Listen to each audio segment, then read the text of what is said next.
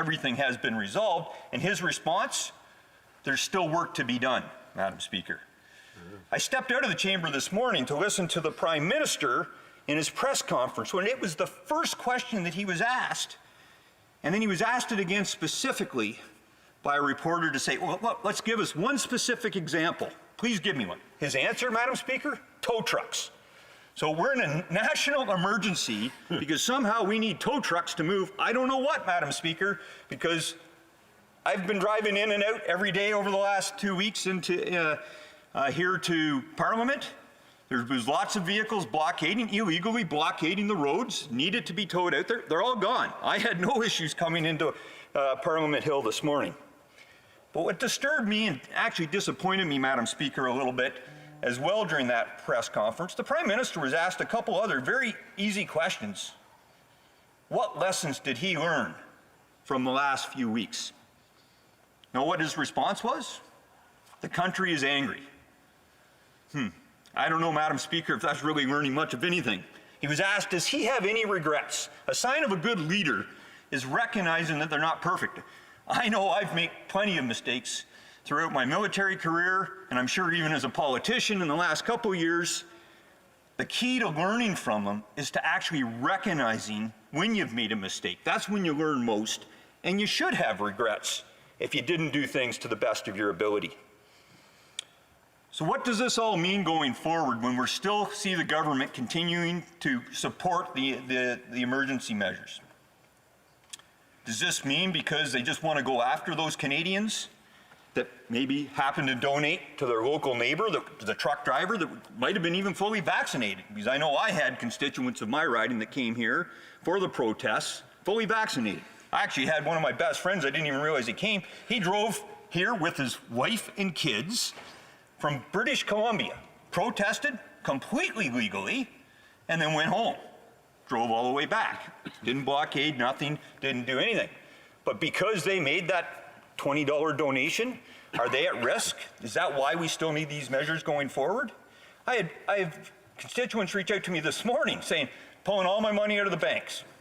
I'm putting it all either in my mattress, I'm doing whatever. I do not trust the government.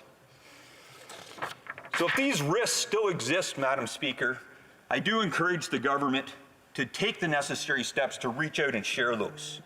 Because I think it's safe to say the Prime Minister has broken the trust. Canadians no longer trust him. So regardless of where we are on this issue, let's work together to build that trust. So I'm asking the Liberal government to share that information, make it available. If they really feel that there's a threat out there that still needs to be addressed, bring it forward. So in conclusion, Madam Speaker, as lawyers and the Liberal MPs from Louis-Hébert and Beaches East York have just stated in their speeches in the last few hours, the threshold has not been met. The only reason they're voting tonight in favor of this is because the Prime Minister would rather have a federal election than accept that maybe he didn't make the right decision. Tonight, Madam Speaker, I'll be voting to revoke the emergency. Yeah. Questions and comments, questions et commentaires. The Honourable Parliamentary Secretary to the Minister of International Trade. Thank you very much, Madam Speaker. And I've listened intently to the member opposite, and I want to point out something that we've heard repeatedly during the course of these past 4 days from the Conservative benches, such as that other steps were not taken prior to invoking this very significant piece of legislation. That is categorically false, Madam Speaker. A table was convened of all leadership at multiple levels. The RCMP officers were deputized. Ottawa declared a state of emergency. The province of Ontario declared a state of emergency. Funds were targeted using conventional methods. Cryptocurrency was then being used by the illegal protesters, thus triggering the need to employ FinTrack. And I'm going to address FinTrack in my question to the member opposite. Thus far, according to the reading that I've done this morning on my way here, 206 accounts have been frozen among tens of thousands of people in 2 countries who have donated to these illegal blockades. Isn't, in fact, that demonstrating the restraint that is being shown in terms of the surgical targeting of those who are largely funding this with improper donations, including donations from foreign jurisdictions? Isn't that exactly what we should be doing to cut off the supply chain to this illegal blockade? Honourable Member, order. The Honourable Member from Bruce Grey, Owen Sound. Thanks, Madam Speaker. I would correct my Liberal colleague. If he goes back and listens to my speech, I never actually made any of those allegations that you know, that there wasn't justification or steps. There have been speeches that have made that, but that was not part of my speech. With respect to his comment, if there's only been 263 accounts so far frozen, and that he's saying isn't that a good sign of restraint, I'd agree with him. Questions and comments? L'honorable. The Honourable Member for Montcalm. Madam Speaker, the Liberals have told us that adopting the Emergencies Act version 1998 is not abusive because there are safeguards in terms of our examination of this as legislators. But the Prime Minister has perverted the examination we need to do as legislators, and he's hiding from his own members his true intent. Can he not accept that the Prime Minister has clearly lacked leadership? C'est une excellente question. That is an excellent question, Madam Speaker. I agree entirely with my honourable colleague. Lack of leadership. The whole purpose of the Emergencies Act is really that case of last resort, Madam Speaker. We shouldn't be utilizing it without absolute concern, restraint, and not doing it. And we need to have the oversight. In fact, that's why we have the Emergencies Act. Why it morphed and evolved from the former War Measures Act was because there was a recognition we needed that democratic oversight of this House. We have all these tools in place, Madam Speaker, in order to, through the Parliamentary Review Committee that can table and review the revocation within 7 days, we can get to the bottom of all this. And I am personally disappointed that the Prime Minister has made this a confidence vote.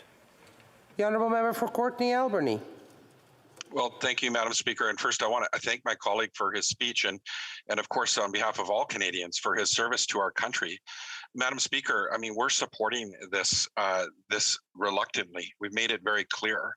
But we've also heard from members of the Conservative Party, Doug Ford, himself a Conservative, the Premier of Ontario, Peter MacKay, the former Defence Minister, the former Minister of Justice under the Stephen Harper government, Stephen Harper's own security advisor, Richard Fadden, who all believe that this meets the bar and this is the right use of the Act, given the scope of the Act that's we're talking about today. Does he not believe that they're qualified and those experts? And does he, you know, what does he say to those Conservatives that support in calling for us to actually move forward with tonight's vote and voting for it? Member for Bruce Grey Owen Sound. Thanks, Madam Speaker. Well, look, every Canadian should have an opinion on this, and I fully respect their opinion. And you know what? Maybe they're right that it was necessary. That's their opinion. But I would push back that calling for it when it was needed to get rid of the blockades here in Ottawa that was still existing, that's not what we're voting tonight, Madam Speaker. We're voting, does it still need to be in place? And I'm not aware of a single protest or threat in this country that still requires the most restrictive, powerful legislation in this country. Reprise du débat. Resuming debate, the Honourable Member for Vaudreuil-Soulanges. Sharing my time with the Honourable Member for Don Valley North. Je me lève aujourd'hui. I rise today in this House to speak about a matter of great importance. Any opportunity to speak in this place is sacred. It is a privilege that cannot be taken lightly, especially when we are called here to speak about a difficult time in Canadian history for all those who call this country home. This is what I am doing today, and I take the floor to affirm my belief that declaring a public order emergency under the Emergencies Act was necessary to address the multifaceted and coordinated threats to our security, our democracy, and our economy. Madam Speaker, my constituents and Canadians and communities all across Canada are by this point aware of the self-titled Freedom Convoy that descended on the City of Ottawa over 3 weeks ago to, in their own words, end the COVID-19 mandates now. As someone who openly welcomes opposing views, lively debates, and who has participated in dozens of protests and demonstrations myself over my lifetime, I supported their right to do so. This right is, in fact, entrenched in Section 2B of the Charter of Rights and Freedoms. It protects the ability for citizens to voice their discontent, question authority, and to seek change. It is something that is the core of who we are as a people, and as an MP, a proud Canadian, I will always fight to defend it. However, in our democracy, freedom of expression is not absolute. Section 2B extends toward lawful, peaceful protest. The Charter does not protect illegal blockades and occupations. Far from seeing people exercising their constitutional rights to disagree vigorously with the government, we have instead seen intimidation, threats, harassment, and an attack on our ability to produce and trade goods. Madam Speaker, we have seen a coordinated effort by outside actors to attack our country's right to make its own decision and chart its own path. First, let me begin by addressing what has occurred here in Ottawa. The protest began over COVID-19 mandates and restrictions. And over the course of 3 weeks, it had morphed into an occupation of a city that almost 1 million Canadians call home. Streets were blocked. Engines ran 24 hours a day, making the air difficult to breathe for neighboring residents, and horns sounded at all hours of the night, with what many in Ottawa, seniors, parents, and students alike, have called a form of sleep deprivation torture. Frequent and unabated displays of hatred, including swastikas, Confederate flags, signs proudly stating pure blood, and acts of direct hatred when windows were smashed at local businesses because they posted signs on their windows that represented differing points of views. We have seen the desecration of our national monuments, including our National War Memorial and an attempted arson, all of which, Madam Speaker, was caught on video. Prior to this weekend, efforts by the Ottawa Police to maintain law and order in the nation's capital were unsuccessful, resulting in both the city of Ottawa and the Conservative government of Ontario declaring a state of emergency. But all of this is but one component of a much larger and more coordinated effort to undermine our institutions and our economy, Madam Speaker. There's also been coordinated efforts to block our national border crossings, halt the flow of goods and people, and stop trade. Blockades have occurred in Surrey, Emerson, and Coutts, Alberta. They have occurred in the Ambassador Bridge in Windsor, Ontario. These are deliberate attacks, Madam Speaker, targeting critical infrastructure. And as the chairperson of the Standing Committee on Transport, Infrastructure and Communities, I heard witness testimony just this last Thursday, February 17th, that these ports of entry blockades have resulted in trade disruptions costing Canada $3.9 billion, Madam Speaker. $400 million in daily losses at the Windsor crossing alone. With automotive parts, for example, no longer able to make their way to factories, shifts at multiple auto plants were canceled and thousands of workers were sent home. All of this, Madam Speaker, impacting businesses and workers and the confidence in Canada as a reliable trading partner and a safe place to invest. Adding to this, Madam Speaker, in the United States and indeed in other nations, foreign citizens and bodies with their own interests have openly supported the blockades and admitted to sending money and resources to help the blockades continue. In fact, it has now come to light that over 50% of all the donations received through the Convoy's online fundraising campaign were American, including American billionaires who donated upwards of $90,000 themselves alone. I ask anyone watching who hears this whether it is acceptable for any foreign actors or foreign citizens to contribute to efforts to undermine the democratic process of another country, or for that matter, purposefully sabotage the economic trade routes of another country through blockades. Blockades, I repeat, Madam Speaker, that cost $3.9 billion in economic activity for Canadians. And I ask members of this House, particularly my honourable colleagues and friends from across the aisle, what is their threshold? Is this not enough? What is their threshold before they adopt the necessary measures to counter those who seek to undermine the decisions of this House, and more importantly, the will of Canadians at large? Adding to this, just a few days ago, the Anti-Defamation League showed a result of their study of the online Give, Send, Go fundraising campaign, and it found, Madam Speaker, that roughly 1,100 people in the United States who supported the January 6th insurrection last year that stormed the U.S. Capitol were donors of the blockades here in Canada. And I ask all Canadians who are listening now, and I implore the members of this House to reflect on these facts, Madam Speaker, and to reflect deeply. As members of this House, we can all at least agree that these actions are unacceptable and that concerted action must be taken to address this affront to our democracy. Furthermore, honourable colleagues in this House and all Canadians watching should be alarmed by the results of the 13 arrests made at the Coutts border in Alberta last week. They found a large cache of military-grade firearms, ammunition, and bulletproof vests that have led to charges of conspiracy to commit murder. Measures, Madam Speaker, have been taken. Measures to protect our democratic institutions, to protect our borders and our economy, to meet the needs of the City of Ottawa and the Province of Ontario, and of any other province that requests assistance as a result of these coordinated blockades.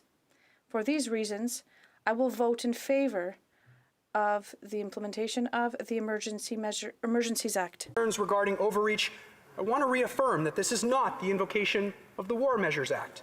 We are not calling in the military. What we are doing, Madam Speaker, is giving the RCMP the power to enforce local laws and work quickly and efficiently with local law enforcement. We are not putting the RCMP or any other police force under the direct control of the government, Madam Speaker. Policing operational decisions remain independent under this Act, as they should and must in any strong democracy. This Act also directs financial institutions to take action to halt the funding of illegal blockades of our ports and border crossings and levy significant penalties. And to address concerns relating to charter rights infringements, I want to share 5 key steps, checks, and regulations built into the Act and speak to the important role of the Attorney General of Canada. First, everything done by a government under the Emergency Act must be done in accordance with the Charter, full stop. It is entrenched in the preamble of the Act. Second, all declarations are time limited to 30 days, and in fact, it may be less, and I hope that it will be less. Third, the very act of declaring an emergency under the declaration must be reviewed by a committee of all members of Parliament and senators from all political parties. Fourth, the exercise of powers under the declaration must be reviewed by that committee. And finally, following the end of an emergency, a full inquiry must be held. Enfin, Madame la Présidente. Finally, Madam Speaker, the Attorney General of Canada, a fellow Quebecer, representing the neighbouring riding of La Salle et Mar-Verdun, is a long-time lawyer. He is a former Associate Dean of Law at McGill University. He is a man who has the respect of members of all political stripes and has the task of ensuring that the Charter of Rights is protected in Canada and that all necessary and crucial measures are taken in accordance with the Act. I have confidence in his abilities and character. I have confidence in the ability of this House and of all members to ensure that the measures provided for in this Act are used in a measured way and only when and where necessary to stop these attacks and blockades. This is what my fellow citizens of Vaudreuil-Soulanges and all Canadians expect from us, and this is what we must now do together. Thank you, Madam Speaker. Questions and comments? The honourable member for Lethbridge. Thank you. To the honourable member across the way through you, Madam Speaker, the borders are open. Coutts is open, Emerson is open, Surrey is open, Windsor is open. That happened before the Emergencies Act was even invoked. Now in Ottawa, the trucks have been removed. The streets are clear. There's no threat of violence or disharmony. Most of the charges that have been laid have involved mischief or maybe trespass, not exactly terrorism. And so I'm just wondering, how does the member opposite, along with his colleagues, how do they justify the continued use of the Emergencies Act going forward? Member for Vaudreuil-Soulanges. Merci, Madame la Présidente. Thank you, Madam Speaker. For her question. She knows full well that this is not over. She knows full well that there are still attempts to ensure that these blockades across the country are funded, that they don't stop, in fact, Madam Speaker. And what we need to be doing as a government right now is ensuring these blockades do not continue, that they do not reorganize to block the free flow of goods with our neighbors to the south, and that we ensure that what happened here in Ottawa does not happen again. And we will reevaluate as the days go by whether or not these measures are necessary. And it is, in fact, the job of this House to do just that. And I look forward to working with my honourable colleagues to make sure that that's the case. Député. The honourable member from Lac-Saint-Jean. Thank you, Madam Speaker. I'd like to thank my honourable colleague from Vaudreuil for his speech. I am part of the Liberal Quebec Caucus. He is part of the Liberal Quebec Caucus. But we've been debating this for 3 days now, and we know every party's argument right now. But, Madam Speaker, this member from Louis Hébert said he doesn't know if this will be a confidence vote tonight. He doesn't know. It wasn't explained. And my friend from Montcalm has said if it is a confidence vote, it may pervert the result of this vote. My question is simple. Is tonight's vote a confidence vote or not? The honourable member for Vaudreuil-Soulanges. Madam Speaker, if it is a confidence vote or not, doesn't change absolutely anything. Why? Because I am confident that it's the best decision we can make as a government to protect Canadians, to help the City of Ottawa, to help the Province of Ontario that has declared a state of emergency in their own cities and province, and to ensure that our borders remain open for free trade with the U.S. and to keep our workers at work. Member for Edmonton Griesbach. Thank you very much, Madam Speaker. I want to thank the honourable member for his intervention and his speech. And I want to focus specifically on a concern from my constituents and a concern from folks across the country, which relates to Indigenous people's rights. And I want the member to confirm in plain, clear language that the invoking of the Emergencies Act does not in any way, shape, or form negate or restrict Indigenous people's rights to access their lands and to even occupy their lands. Member for Vaudreuil-Soulanges. I'd like to thank my honourable colleague for that question and for the staunch defending of his constituents and bringing up that question. I have full confidence, Madam Speaker, in Cabinet and most notably our Minister of Justice in the actions they're going to take out in the coming days and weeks. I know that they will be working diligently to ensure that the charter rights of all Canadians will be protected as we carry out the necessary actions to bring back law and order to the city here in Ottawa, to ensure that everything that needs to be taken care of in Ontario is indeed taken care of, and that, as I stated before, Madam Speaker, that we ensure that no longer do we have blockades blocking key points of entry with our country, Madam Speaker. The honourable member for Calgary Centre. Well, thank you very much, Madam Speaker, and I appreciated my colleague's speech. I wanted to ask him about this whole measure of illegal money coming into Canada. He can tell us, as he did, that 50% of the funds come from outside Canada. Now, that's as a result of the tracking that is already embedded into these platforms. We know where the money comes from. Yet the law that he's proposing to support here has us looking into Canadians' bank accounts. I'd like him to square that with me as far as what this accomplishes that isn't already being accomplished in our current financial mechanisms. The honourable member for Vaudreuil-Soulanges. I'd like to thank my honourable colleague for his question. I do, however, want to point out that he's been very selective in what he's mentioned. The reason we know who the donors are right now, Madam Speaker, is because they were leaked.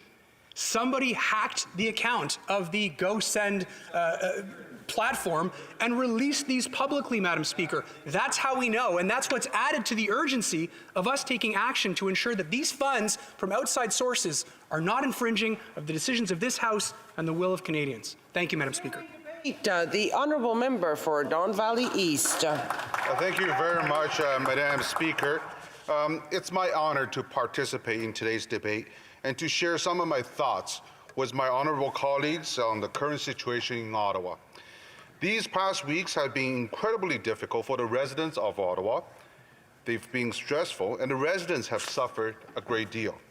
I would like to begin by thanking the police force from across the country who have stepped up and returned the streets of Ottawa to its residents. Officers from Quebec, Durham, Toronto, Sudbury, Calgary, and Vancouver have all demonstrated incredible professionalism and coordination while working to end a legal occupation that has choked the city of Ottawa for more than 3 weeks. While work has been underway around the clock beyond these walls to clear the streets full of trucks, vehicles, debris, and fences, we as MPs have been in this chamber debating this motion to confirm the declaration of the Emergency Act.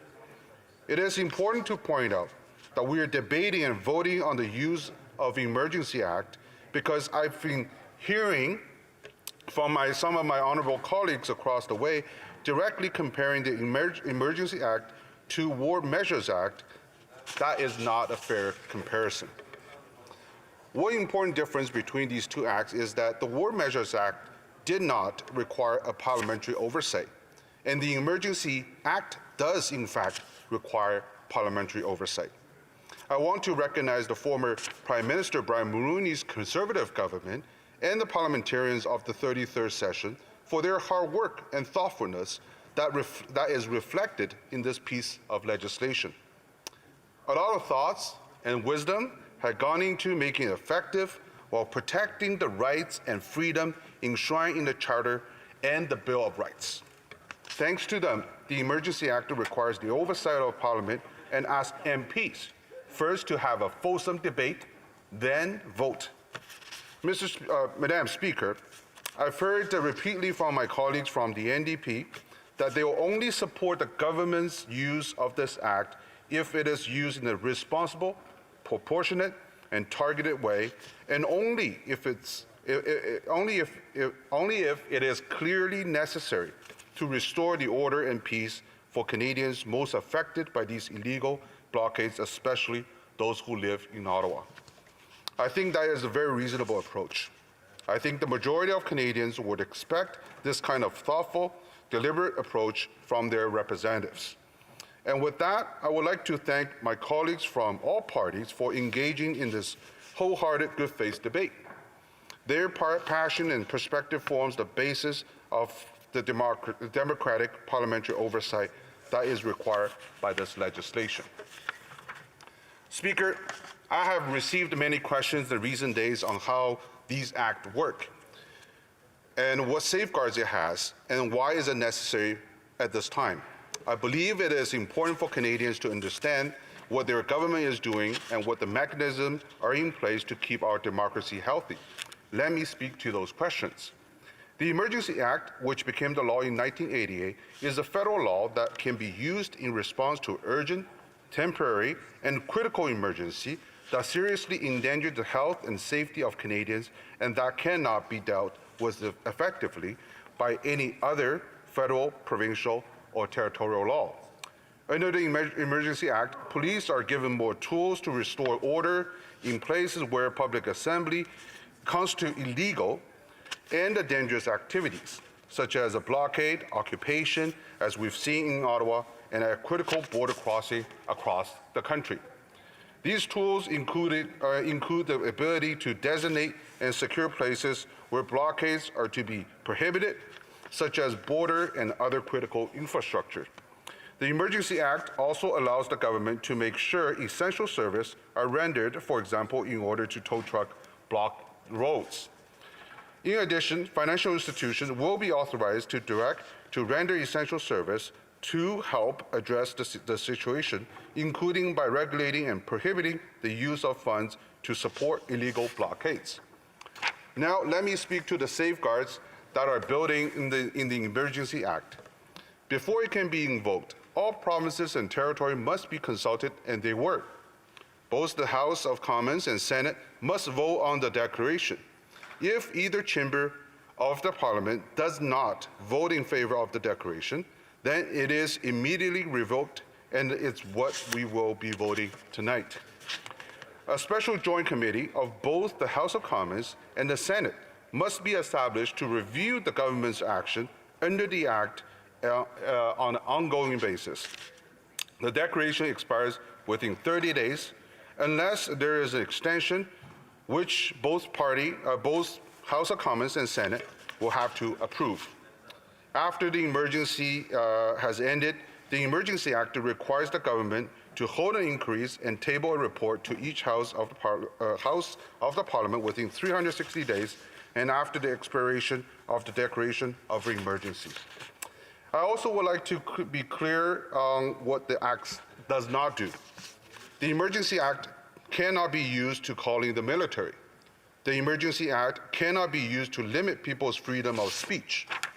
The Emergency Act cannot be used to suspend fundamental rights or override the Charter of Rights and Freedoms, and we're not preventing people from exercising their right to protest legally. Speaker, recently I've had the pleasure of joining expert panelists while in discussion with ethnic media about the use of the Emergency Act. Despite our different political views, everyone on the panel overwhelmingly agreed that the act is justified and necessary. Why? Because the rule of law is fundamental to Canadian democracy and Canadian society. Our country was built on law written to maintain the collective safety and the prosperity of Canadians. That is why people from every corner of the globe come here to Canada to build their life and family. The proportionate, geographically targeted, and time-limited measures in the Emergency Act are necessary to protect residents and businesses and public institutions in the nation's capital and in border towns across country. My constituents are pleased with the work the men and women in uniform and are happy that peace and order have been restored for the people of Ottawa and after weeks of torment.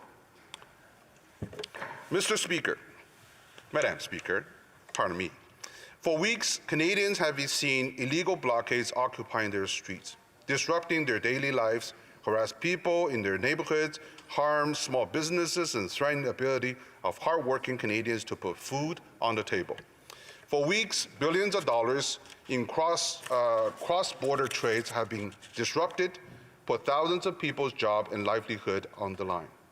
For weeks, millions of dollars of foreign funding has flowed in from around the world to destabilize our democracy, while evidence of increasing ideologically motivated violent extremism activity has mounted. Speaker, the Emergency Act is necessary to keep our communities safe, to protect people's jobs, to restore confidence in our public institutions. That is why I will be supporting the motion of declaration this evening. And finally, Speaker, Canadians have suffered significantly over the past 2 years. They're frustrated, they're tired, they have carried the weight of a global pandemic on their backs for 2 years now. As we near the end of this terrible public health crisis, exhausted Canadians are looking for hope, hope which we must deliver as leaders of our community, as honorable members of Parliament. I still remember the very early days of the pandemic when we all gathered to pass the emergency financial legislation, which went on a long way to support Canadians who were facing some of the darkest days of their lives. I hope we can set aside our differences and try to work together like that again, and to ensure transparency and accountability during this emergency, and more than anything, to give hope to Canadians again and restore confidence in their public institution. Thank you, Speaker. Honourable Member for Leonard Frontenac Kingston. Thank you, Madam